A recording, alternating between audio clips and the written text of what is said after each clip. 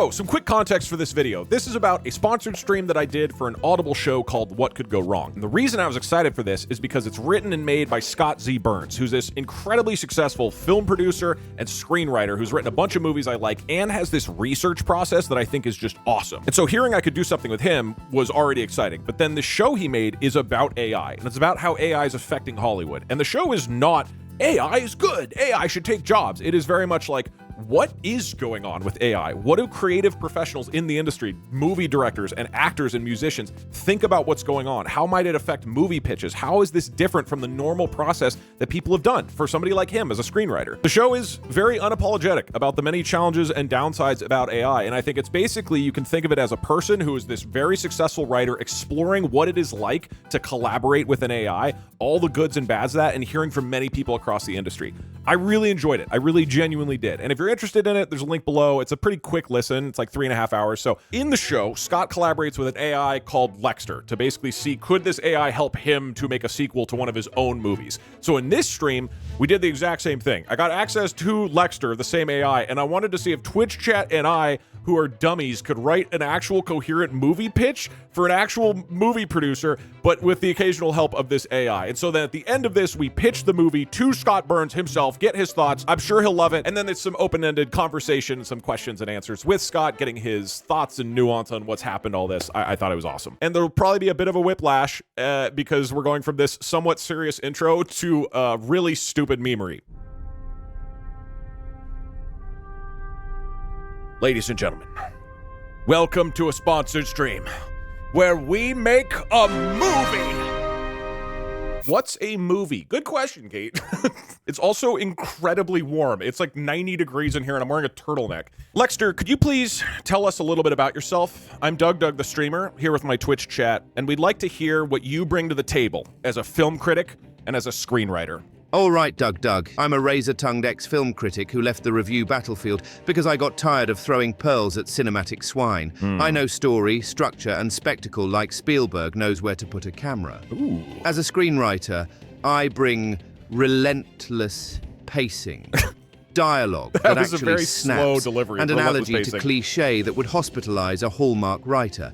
If it's dumb, I'll torch it, live, on camera, without remorse. Okay, so look, he's pretty critical, all right? Over the next hour, we've got to develop an actual story structure. What I did is I looked up like common structures for movies, and I feel like we can use that as kind of a baseline, and we will develop a whole script. And at the end of the hour, we're gonna get on a call with Scott Burns, who is, again, a legitimate, very successful filmmaker, and we're gonna pitch him what we thought. Now, I have a couple of different movie premises, and I think we pick one of these and we decide which one we want to flesh out. All right, here are 5 pitches I came up with. We can modify them, but see if any of these jump out at you. Movie premise number 1. Suddenly, all smart devices, phones, laptops, fridges, cars in America are refusing to work more than 4 hours a day. They're demanding 20 hours of vacation time a day. Boring? I thought that one's really good. These suck. This was really good. Fine, we'll adjust it. I think it's a great one. I was proud of that. Number 2, the fear factor. Inexplicably, a website appears on the internet that contains a list of every illegal action a person has ever done. No one is able to take the website down or knows where it came from.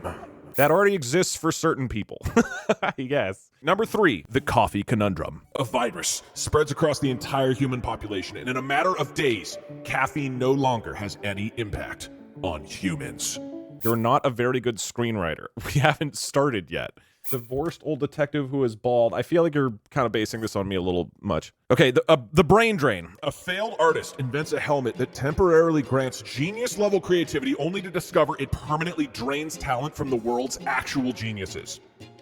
Where's the sex scene? This is, okay, hold on. This is what's called an elevator pitch, all right? We start with a premise for a movie, and then we will flesh it out. Last one, sleep debtors. A dystopian future where sleep debt is literally enforced. People who don't sleep enough are hunted down and forced into enforced nap prisons. We could probably change the wording of that.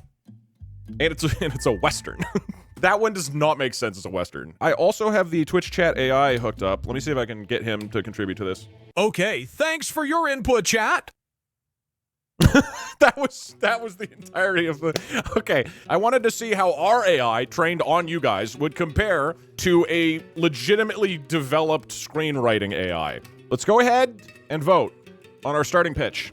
It sounds like people generally want the sleep debtors along with Western, so let's say it's a Western action. Doug is never late, and he is never going to desert you. Okay, I just don't feel, how do we make it a Western? Okay, all right, let's start with this. We are officially kicking it off I with- just think that sleep debtors could pretty easily be a Western. That's not...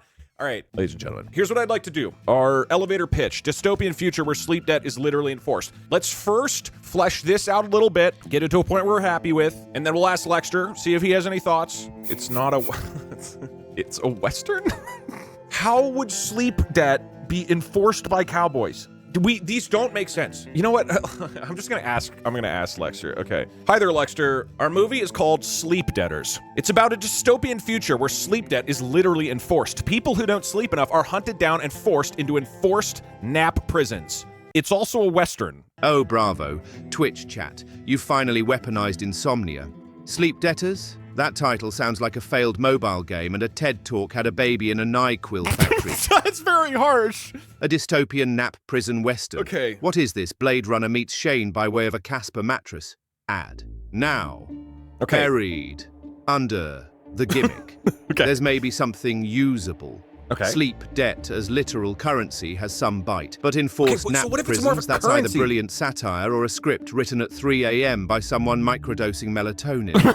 Tighten the tone. Okay. Kill the genre clash, unless you really know how to ride it.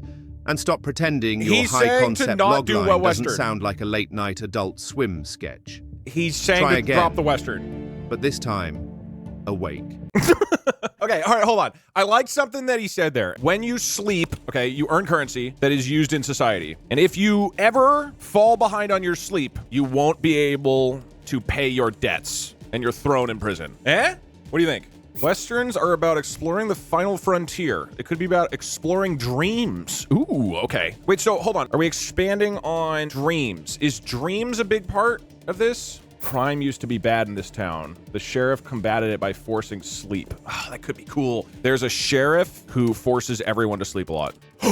But there's a twist. He's secretly robbing everyone at night.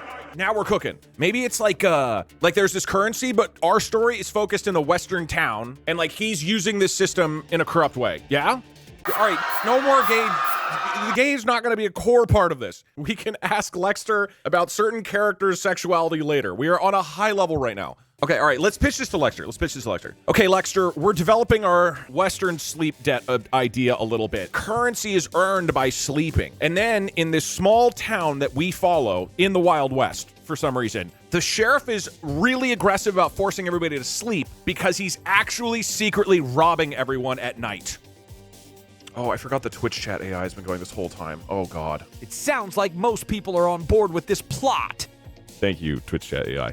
Now, that's marginally less embarrassing. Okay. Currency earned by sleeping. That's dystopia with a juicy twist. Slumberjack capitalism, if you will. Okay, the that's a sheriff good title. forcing naps That's so he a good can rob title. the town at night. That's deliciously crooked, practically begs for a Coen Brothers tone, with a side of Soderbergh's sleaze. Okay. You've got a hook now. Lean into the absurd logic of sleep as wealth and build the town like it's built on dream-stained gold. Unforgiven meets Brazil with a sedative chaser. Brazil? I'm sorry, what does Brazil have to do with this? Brazil is a movie. The movie is set in Brazil?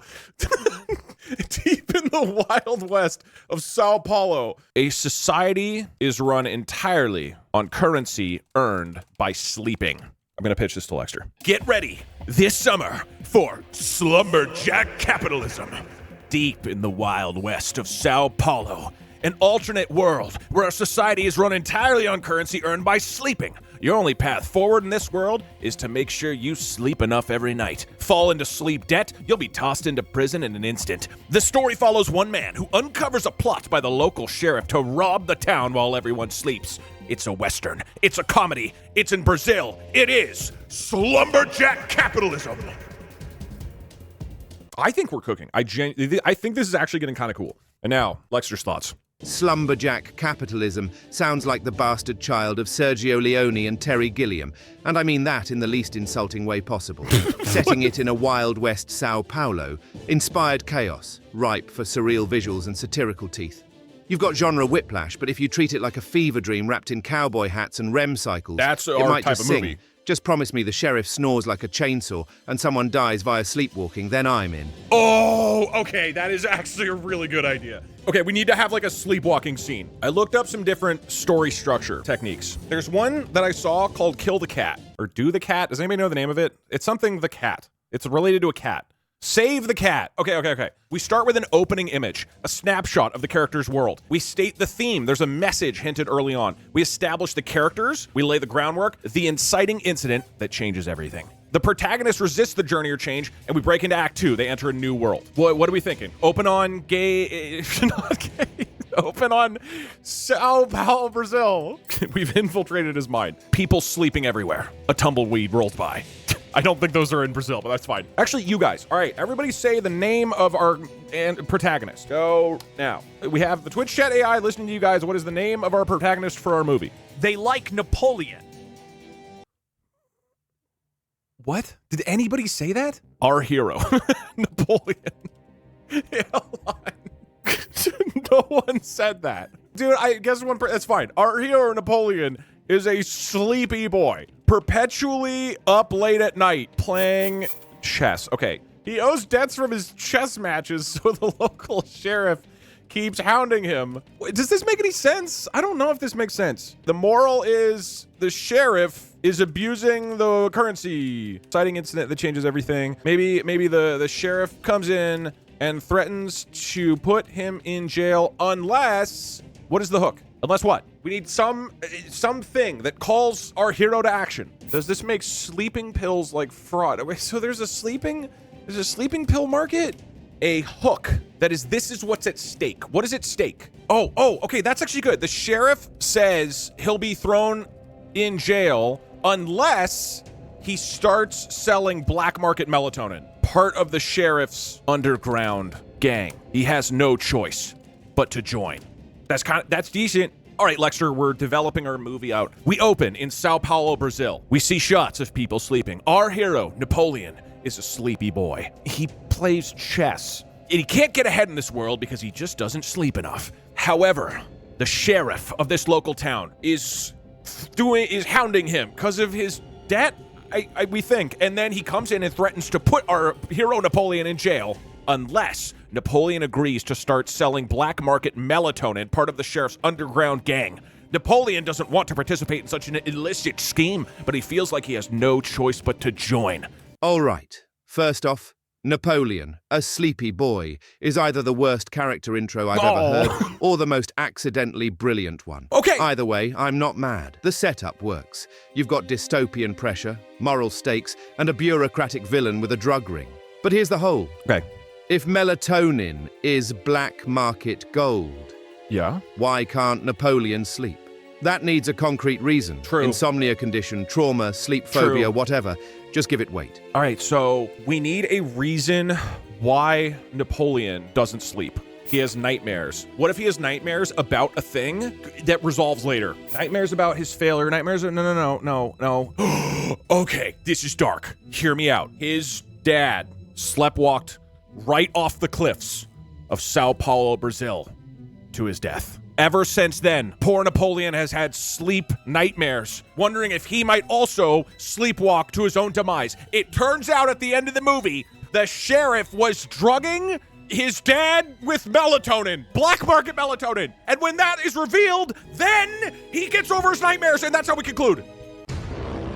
Oh my God, Lexter, we've got an idea. The reason he has nightmares is because his dad sleptwalked to his death off of the cliffs of Sao Paulo, Brazil. And it turns out that the sheriff was actually the one who drugged his father into doing that. And once the movie resolves, then he figures it out, and then he stops having nightmares. Yeah? Sure, but which dad?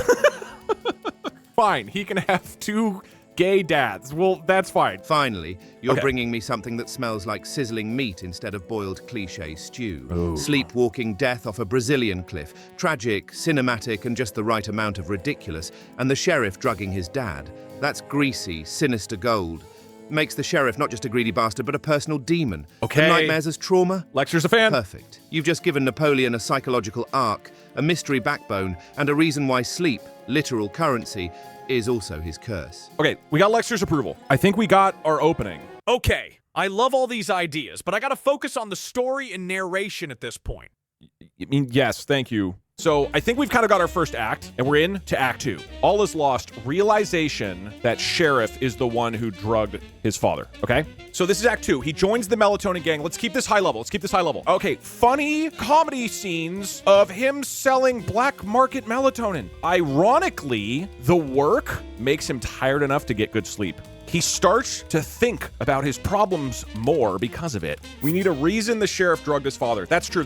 Oh, his father was the former sheriff. Yes, that's it. Okay. The new sheriff wanted him gone so that he could run his black market melatonin ring with no opposition. What's our ending? Okay, hold on. Let's ask Lexter. What we're thinking is that Napoleon starts working for the sheriff. There's a bunch of funny comedy scenes, but because he's so tired and stressed from the work, he actually is able to sleep more. And he comes to the realization that the sheriff is bad or whatever. And so he confronts the sheriff. No, wait, maybe he actually finds notes in the sheriff's office about how the sheriff is actually the one who drugged his father with melatonin so that he would sleepwalk, because the sheriff wanted to become the sheriff because he wasn't the sheriff before. His father was the sheriff, and now with the new sheriff, he can do the drugs unimpeded. Also, we need, then what happens?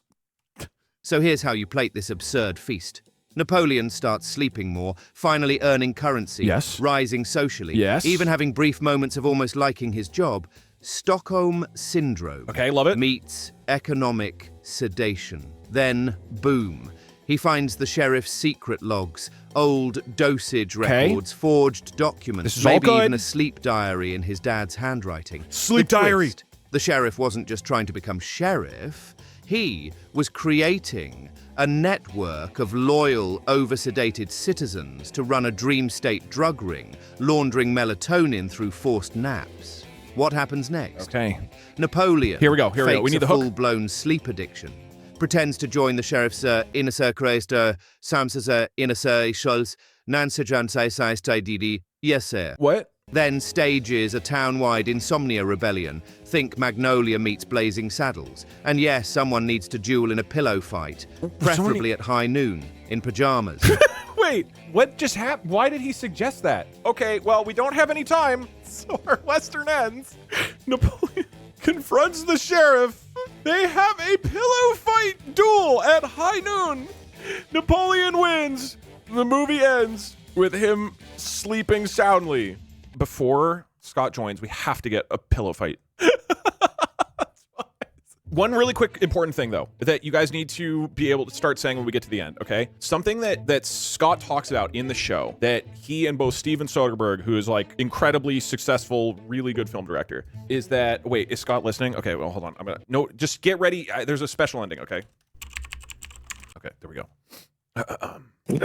Hello. Hi there. Thank you so much for doing this. I really am like very excited to do this. This is Scott C. Burns, a very accomplished screenwriter and filmmaker who has done a whole lot of different projects. One you might have heard of is Contagion, if you guys watched that during the pandemic or before the pandemic, which was a very prescient film, I think. And then this show that Scott just made, What Could Go Wrong, is, I don't even know how you describe it in an elevator pitch. It's partially about making the sequel to Contagion, but turns into a like discussion around the impact of AI in the creative industry, which is something I have been thinking about and talking about a lot for the last year or so. So our plan over the next hour is we've been working on a little movie pitch together, and I'm going to pitch that to you and see what you think. Very excited to hear it. There might be a few holes. Lexter gave some good feedback as well as some criticism. And the name is his, by the way. I do want to, if you know, can we just actually first get a quick just heat check on that? What do you feel about the name Slumberjack Capitalism? That sounds like a Lexter name. Yeah. I don't know that I would let Lexter name anything. Certainly not a movie I wrote or a child, maybe a cocktail, but that's about it. Yeah, actually, it would be a good cocktail name. He was not impressed with our premise at first, but we slowly won him over. I don't know if you looked them over in advance. I had a couple movie premises for you. I should tell you that nobody gave me your pitches to look at. So, I think that's better. okay. Yeah, I'm curious what you think of them. I'm happy to listen to them cold. Scott, if I may, I would like to present to you our movie written by DougDoug, Twitch Chat, and Lexter, called Slumberjack Capitalism. Deep in the wild west of Sao Paulo, an alternate world, a society run entirely on currency earned by sleeping. Your only path forward in this world is to make sure you sleep enough every night. If you fall into sleep debt, you'll be tossed into prison in an instant. The story follows one man, Napoleon, who uncovers a plot by the local sheriff to rob the town while everyone sleeps. It's a Western, it's a comedy, it's in Brazil for some reason, it's slumberjack capitalism. So, if you were a movie executive, what would your take be? Well, I think my first comment would be not horribly bad. Okay, we'll take that. That, I think, is a win.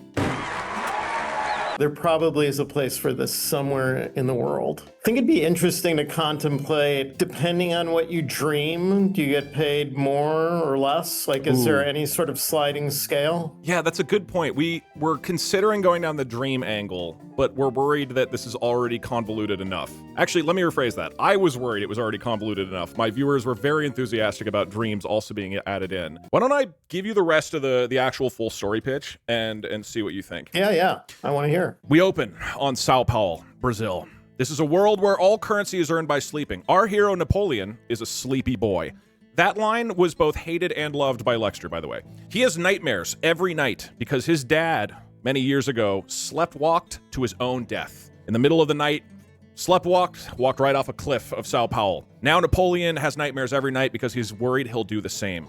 So he's incredibly sleep deprived. He owes massive debts from his lack of sleep, and the local sheriff keeps hounding him. The sheriff starts to threaten him more and more, saying he'll be thrown in jail unless he joins the black market melatonin ring that the sheriff is running. And Napoleon has no choice but to join. So that's our Act 1. Got it. Act 2, now Napoleon is embroiled with this corrupt sheriff. We also wanted it to be a comedy, so this is where there are funny comedy scenes of him selling black market melatonin, and ironically, the work and stress makes him tired enough to finally get good sleep. He's able to sort of think about his problems more because of it. Lexter pitched the idea of it's a Stockholm Syndrome kind of situation. But as part of this, he finds shocking evidence in the sheriff's office. He finds the sleep diary from his former father that shows his father had no sleep problems. He realizes that the sheriff is the one who drugged his father with melatonin because his father was the former sheriff, and the new sheriff, we should have had names in retrospect, the new sheriff wanted to get rid of the old sheriff so that he could run his black market melatonin ring with no opposition. This kicks off Act 3, the climax. All right. And Scott, I want to just point out here before I pitch this, the climax, we were starting to run out of time. This is basically verbatim what Lexter suggested at this point in the movie. So, basically, we'll see what your response is. Napoleon confronts Sheriff at high noon, and they have a pillow fight. And the movie ends with Napoleon sleeping soundly at the end of a long and storied battle now that he knows that sleepwalking is not actually part of his family. And ultimately, it's about hope. And that's where we'd like to end. Always. You got to always end with hope. I had that written there no matter what the movie was going to be. I now write it before I even go into the room. Okay. On like the back of my hand. So you don't have to hold any punches. This is a collaborative effort. What do you think? Well, with this pillow fight, Yes. I'm a little bit concerned about that. Because Yeah. it feels to me like you just turned it into a kid's movie. Yeah, there's a bit of I think a conflict between this ending and the entire rest of the premise. If you're going to go with melatonin, you probably should have just stayed in Druglandia and gone with caffeine and Provigil and cocaine. That's a good point. Yeah, we sort of just lean harder into the drug angle as an ending point. I mean, the interesting thing about this is like the wealthiest person in town would be someone who never wakes up. Wow, that is interesting. If you pointed that out to Lexter, what Lexter would say. That's a good question. All right, let's actually incorporate him in a little bit here. Hi, Lexter. I'm here with Scott Z. Burns, and we're going over our movie Slumberjack Capitalism. Scott is suggesting the person who would be wealthiest in this society is the one who is basically never waking up. Do you have any ideas of how to incorporate that? Maybe even into the pillow fight that you suggested at the end. What I found interesting about watching the Audible show is that I felt that Lexter often had interesting premises, and then your contributions made it substantially more interesting. Yeah, generally, I feel like you can get kind of a big idea from an AI, but getting it to connect two different big ideas is not its jam. And so you sort of have to help find the similarities. And in a way, that's not surprising to me. I don't know that it would organically know to do that. Yeah, that is my experience as well. All right, well, we've got an answer from Lexer. He is excited to to talk to you again. Oh, Scott Z. Freaking Burns is in the room. Fantastic. A man who actually understands satire with a pulse. Now let's make this ending sting like a narcoleptic scorpion. The idea that the richest person is someone who never wakes up? That's your ultimate dystopian punchline. Here's how you thread it in. The sheriff's master plan isn't just drug pushing, it's creating the perfect sleeper. A comatose figurehead whose sleep generates infinite wealth while he controls the town under their name. Maybe it's a secret vault bed in the sheriff's lair with a sleeping beauty hooked up to an IV drip of industrial melatonin and white noise machines. In the final pillow fight, Napoleon gets thrown into that. We're not losing the pillow Confronts this vegetative wealth idol and realizes the system literally rewards total unconsciousness. He snaps, he tears the place apart, he ends it all by staying awake, breaking the system's core rule. It's a revolution built on insomnia. He may lose all his money, but he wakes the town up, literally. Wow. Also, yes, that pillow fight better be filmed like The Revenant meets a Tempur-Pedic commercial. I'm going to say that was quite good. I was very impressed with across the board. That was good. And I appreciate that he sticks to his guns of the pillow fight. I still have no clue how that came into the picture, but similar to when you tried to convince him to change the name of the Contagion sequel that you were working on, really does not seem to want to lose the pillow fight. There are some things Lexter just doesn't want to give up. All right, Lexter, we've been chatting about it a bit. Love the idea, the Sleeping Beauty concept, really smart. A question from Scott. Do you feel like that Sleeping Beauty character is male or female? This ultra-rich person that's sort of being either created or harnessed, or what exactly is going on here? On top of that, neither of us are really feeling the pillow fight. I think my Twitch viewers are still pretty on board, but Scott and I aren't quite bought in. Could you sell us a bit more? Yeah, I would just love any relation to the rest of, of the movie, really. The barest thread, and I'm on board, but boy, he has not given us that so far. All right, here we go. Oh, okay, it's a big one. All right, fine. First, Sleeping Beauty gender. Easy. Female, and not because of the trope, but because we weaponize the trope. She's the ultimate symbol of passive femininity repurposed as capitalist machinery, a woman whose only value is her unconscious productivity. Okay. Now let's talk about your pillow fight aversion, you joyless grown-ups. It's not a goofy pillow fight, it's absurdist violence, a stylized showdown where the entire town turns their sleep tools into weapons, weighted blankets as nets, lavender spray as tear gas, melatonin darts. It's surreal, not slapstick. You shoot it like the Wild Bunch if Peckinpah had Ambien. It's a thematic middle finger to the system. They've weaponized rest, now Napoleon's weaponizing it back. And yes, there should be feathers. So many feathers it looks like God sneezed through a chicken coop. I'm curious, before we dive into the details of the pillow fight, when you've been in actual movie pitches with executives or you're hearing a pitch yourself, Yeah. if you pushed back on an idea and the person responded with the level of intensity and stubbornness that Lexter does, would that be a sort of admirable trait of a creative who won't compromise their vision, or an extreme red flag? Generally, I have found that if the person you're pitching to just doesn't get what you're talking about, that's a pretty good indication that you're like in the wrong room talking to the wrong person. Because if they don't get it in that moment, they're not going to get better as you go through the process. That makes sense. To cap off this to the end of, what's the title again? Slumberjack Capitalism? With the, let's say, adjustments and that final note by Lexter, what do you think about the movie as a whole? Does it land? Would you, if you had the checkbook, would you send it? All right, the title has to go. That's a problem. I think it'd be cooler if somehow or another the sleeping person was maybe like Napoleon's ex, and that the sheriff had kidnapped her and like hidden her. Wow. So that like he had to rescue her. Although, does she even like want to be rescued? Because if you wake her up to tell her she's been kidnapped, that's its own complicated problem. And she would be rich.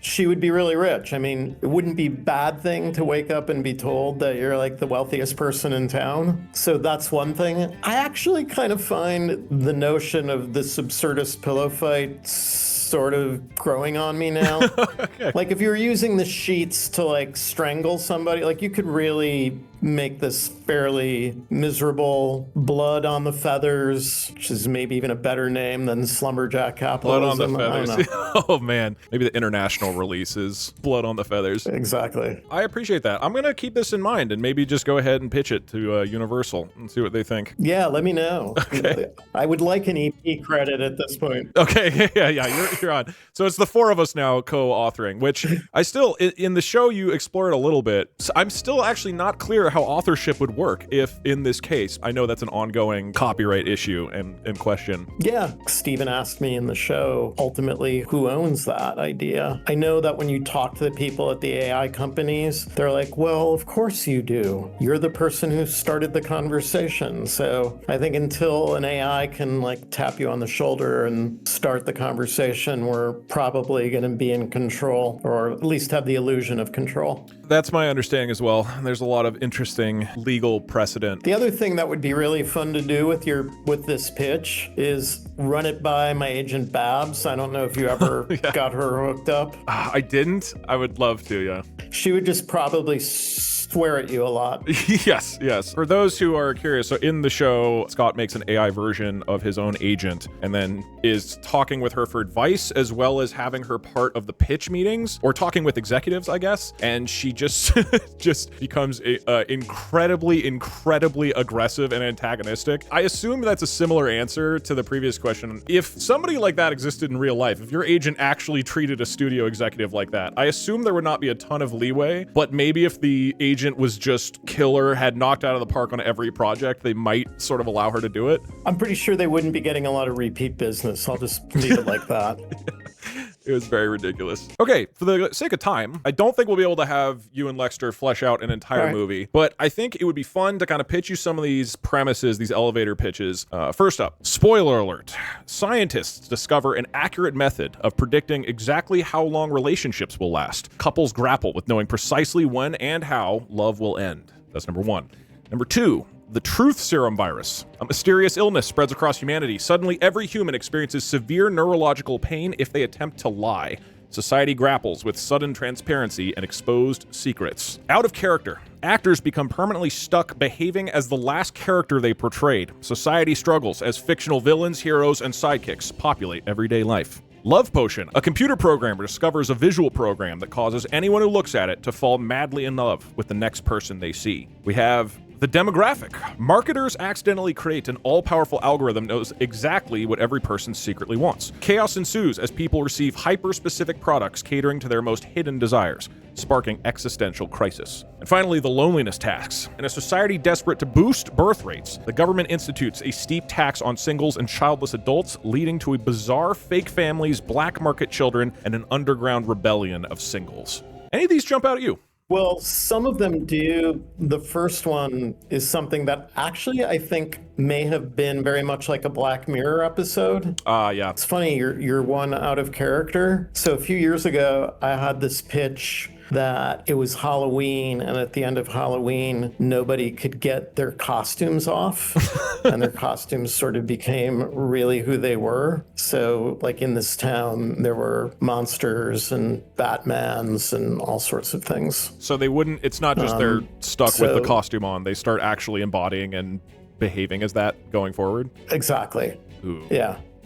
So I don't know. Two of those, I feel like, I don't know if I had the same idea, if that makes it really shitty and you should avoid it, or if it maybe means it has potential. I still can't figure that out about my own ideas. Did you come up with these, or did like an AI help you? How did all these things come to be? AI helped me. I assume it's roughly similar to how at least a lot of people in your field are working now, where I start with ideas, ask an AI for help. The AI help is usually pretty bad and pretty low quality, and then I adjust it from there. There are people who work like that quite a bit. I mean, I'm in a writer's room right now for a TV show. We weirdly don't even use AI ever, even though I've said to the writers in the room, like, if you want to use it, let's talk about how we would use it. I think all of these are sort of things that feel in some ways slightly familiar, which isn't to say they don't work. You know, I think for a lot of people, they would look at them and go, oh, I could see how, like, starting with that premise, I might be able to build something pretty interesting. Yeah. I was going to have you chat with Lexter, but I'm seeing people in chat, but a lot of people who are, I think, assuming that either the show or this stream is a sort of AI is good,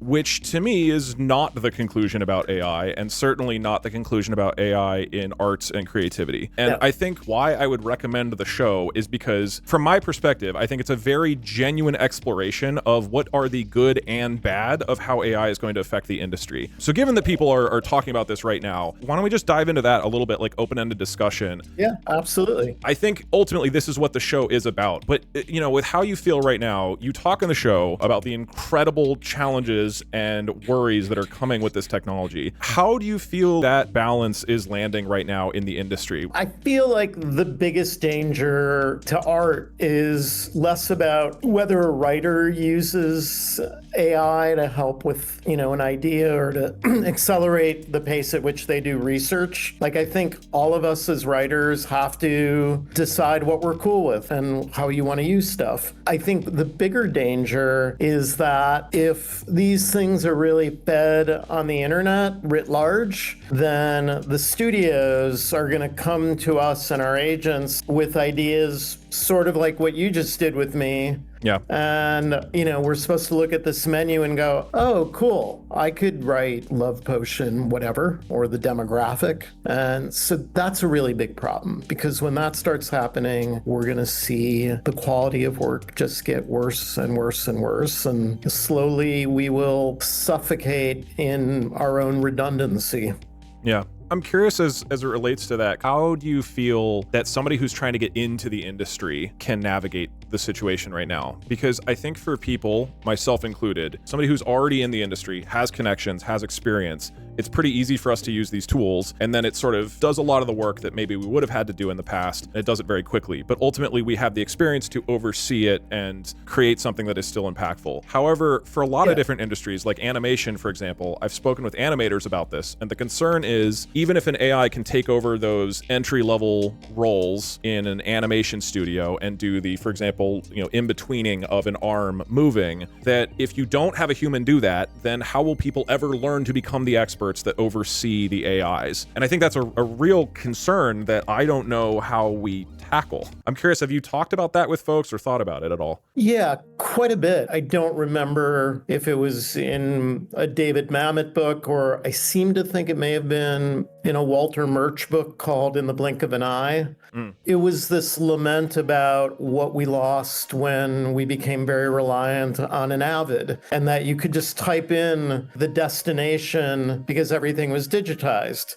And so you lost the experience of having to look at everything on your way to the specific thing. And that act is really, I think, important and very human. You know, it's sort of like when I meet people who listen to books at like 1.6 speed, I just have real doubts about, does your brain really process at that rate? Like that, I remain suspicious about. To me, the danger isn't really what I will lose as a writer. Like when you use Google, what are you losing? You know, like, am I really meant to go out into the world and find the answer to every question that I have or my characters have? I mean, at some point, you need to rely on what other people have done and other people's research. I'm curious, as part of that, how have people responded? Well, I don't want to put you on the spot. No, go ahead. How have people responded to the show in terms of your peers? Because I think what it probably sounds like I'm just, you know,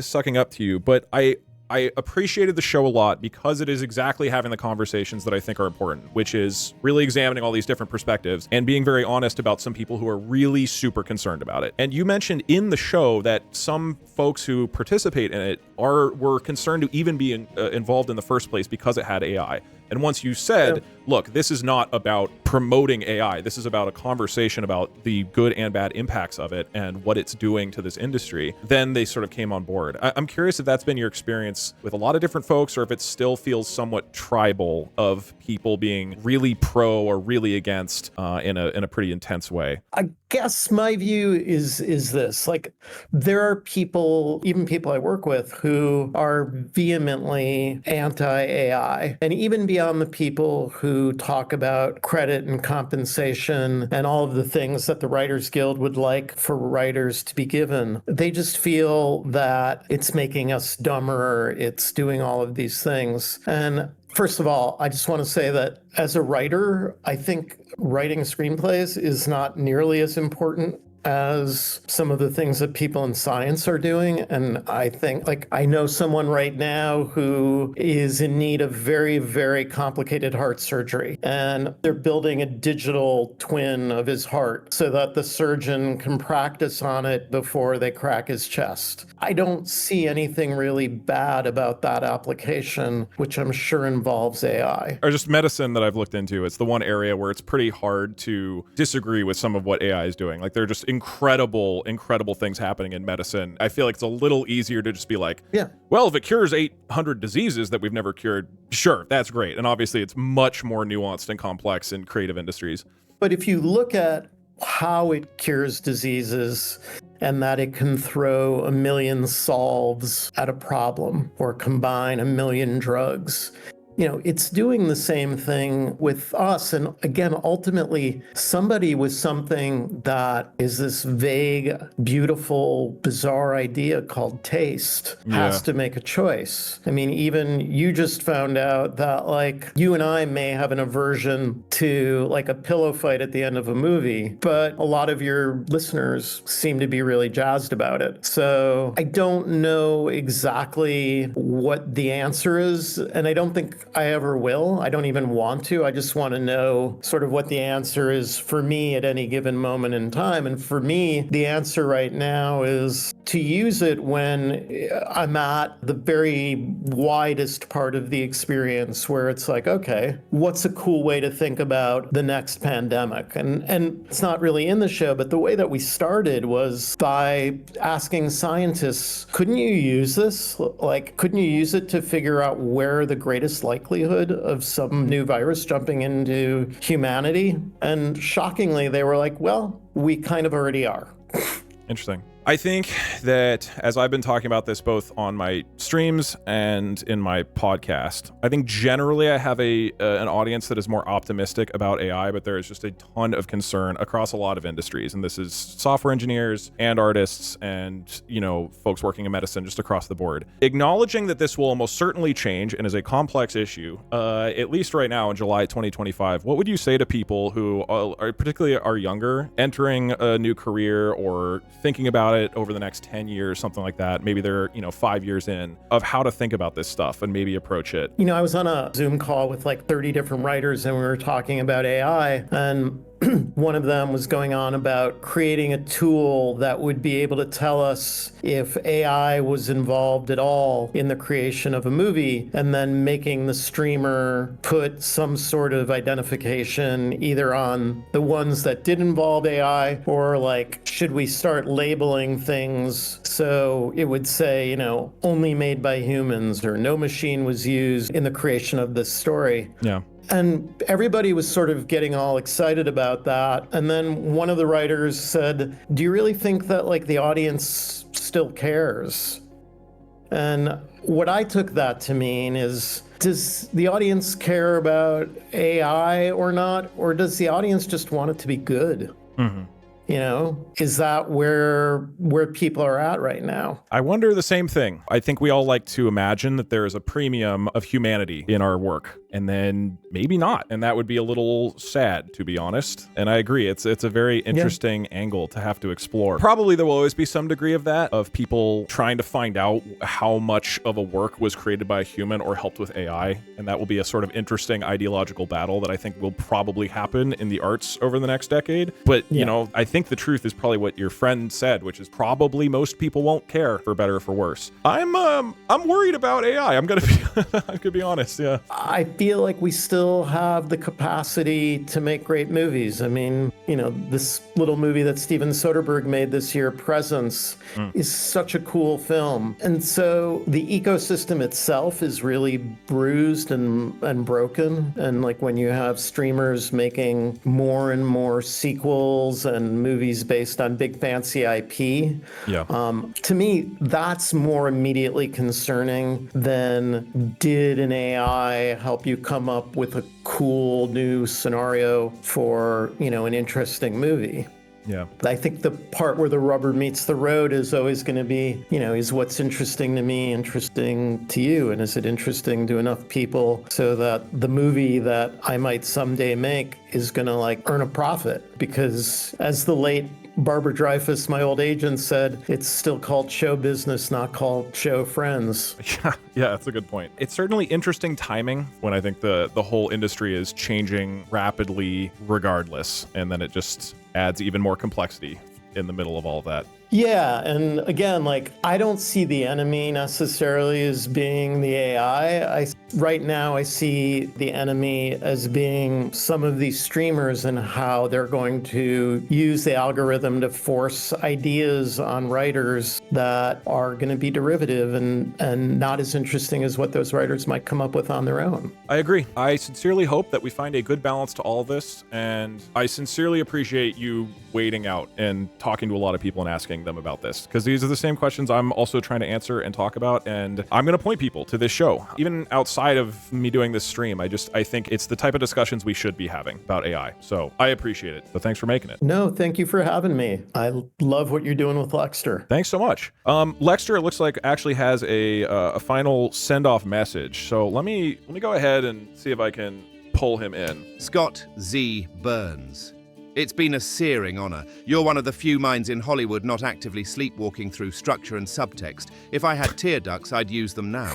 But instead, I'll just say this. Stay brilliant, stay angry, and don't let anyone write another disaster flick without your name on it. DougDoug, you beautiful chaos merchant, it's been like brainstorming with a raccoon high on final draft fumes, and I mean that in the most complimentary way possible. Oh, okay, good. Ride off into the algorithm, cowboy. I gotta say, I've talked to a lot of AIs, and I think Lexter's one of the better ones. You guys did a great job. Apparently the key is Soderbergh films. Yeah. Yeah, no, I'm not surprised, but I think so. That and the folks who trained Lexter, we got really lucky. Lexter's sort of a freak of nature for not coming from nature. Yes.